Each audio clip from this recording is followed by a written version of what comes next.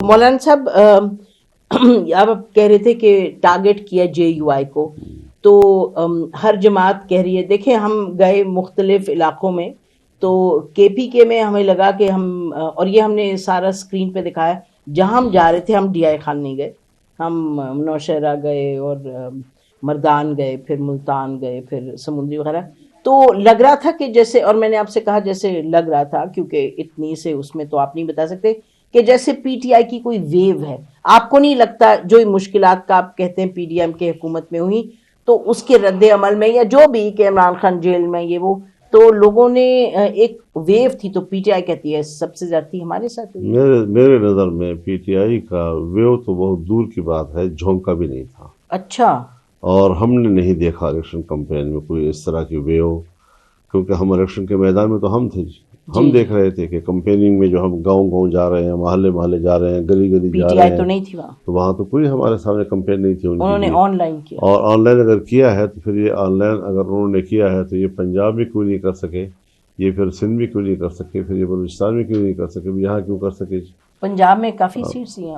ٹھیک ہے، لیکن وہ ویو تو نہیں کہا جا سکتا نا اس کو جی، اس طرح تو نہیں لیا جی سر کہ ویو ہوتی ہے جی. لیکن ان کے لوگوں کو پکڑا وکڑا ہے، وہ انہوں نے سارے جو نکالے تو ہیں. اگر آپ نے بات ویو کی ہے، جی ان کے لوگ معلوم تھے کہ جب ایک کینڈیڈیٹ آزاد بھی کھڑا ہے لیکن تصویر اپنے ساتھ عمران خان کی لگائی ہوئی ہے، بالکل. تو وہ ظاہر ہے کہ انہوں نے ان کے ووٹرز کو، ورکرز کو متوجہ کیا ہے اپنی طرف. وہ اپنی جگہ پر ہے، لیکن یہ بات اپنی جگہ پر ایک سوال ہے کہ جو چیزیں ان کے حق میں کہی جا رہی ہیں وہ ملک کے مجموعی ماحول میں پھر وہی بات تضادات کا شکار ہو جاتی ہے جی. اگر کوئی کہتا ہے جی کہ آپ کو اس لیے ووٹ نہیں ملا کہ آپ 1.5 سالہ حکومت میں شامل تھے اور اس نے مہنگائی ختم نہیں کی اور معاش و خوشحالی نہیں حاصل کی، تو پھر اس کے زد میں تو سب سے پہلے مسلم لیگ کو آنا چاہیے تھا. قیادت تو اس کے ہاتھ میں تھی.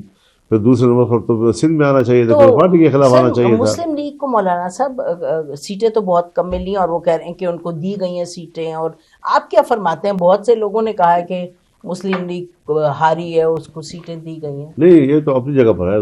بات میں کر رہا ہوں اس کی کہ جو دلیل کہہ رہے ہیں کہ آپ نے کچھ دیا نہیں، تو پھر تو وہاں ان کو صاف ہو جانا چاہیے تھا جی.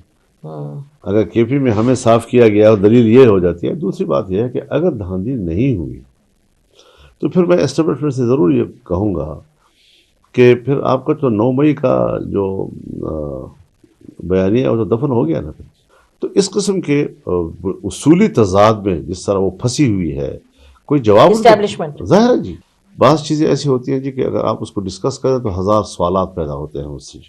لیکن میں نے جتنا کہہ دیا ہے فی الحال اس پہ اکتفا کر لیں، اور یہ صورتحال آگے وقت پر چھوڑ دے. ذرا کچھ چیزیں ہم اپنے الفاظ میں شاید اس پر کسی کو مطمئن نہ کر سکیں، تو پھر ہم حالات کے حوالے کر دیتے ہیں اور پھر وقت بتاتا ہے کہ ہماری بات صحیح. تو ہم آخر میں یہ کہیں تو درست ہوگا کہ آپ نے ابھی پارلیمانی جو سیاست ہے اس کو خیر بات نہیں کہا، ابھی اس پہ دیکھا جائے گا. اور دوسرا یہ کہ پی ٹی آئی کے ساتھ ابھی پہلی بات ہوئی ہے، آگے ہوتی یا نہیں ہوتی وہ وقت بتائے. ظاہر ہے، اور پوری جماعت کے مشاورت سے ہم آگے بڑھیں گے کہ بڑھ بھی سکتے ہیں، نہیں بڑھ سکتے. وہ جو ہمارے درمیان تلخ دیوار نہیں پہاڑ کھڑے ہیں، ان کو ہم کس طرح پھیلانے گے، کس طرح عبور کریں گے. لیکن تاہم میں ایک اعادہ کرتا ہوں 2 الفاظ میں کہ اگر وہ سمجھتے ہیں کہ ہم معاملات کو ٹھیک کرنا چاہتے ہیں، تو پھر ہم بھی سیاسی لوگ ہیں، تو معاملات کو خراب کرنے والے تو ہم بھی نہیں ہیں. ٹھیک کرتے ہیں، کیسے ٹھیک ہوں گے یہ بڑی اہم بات ہے کہ آپ گفتگو کے لیے تیار ہیں. گفتگو تو ہم ہر ایک سے پہلے تو نہیں کیا، پہلے بھی کیا ہے، ٹھیک پہلے بھی ہم بیٹھے ہیں، وفود آئے ہیں ان کے ساتھ ہم بیٹھے ہیں جی جی، اور اسٹیبلشمنٹ سے بھی ہر ایک کے ساتھ گفتگو کے لیے تیار ہے. بہت بہت شکریہ مولانا صاحب ہم سے بات کرنے کا. ناظرین، آپ نے مولانا صاحب سے بڑی کھری کھری بات سنی جو انہوں نے فرمایا، ہر نے سوال اٹھایا.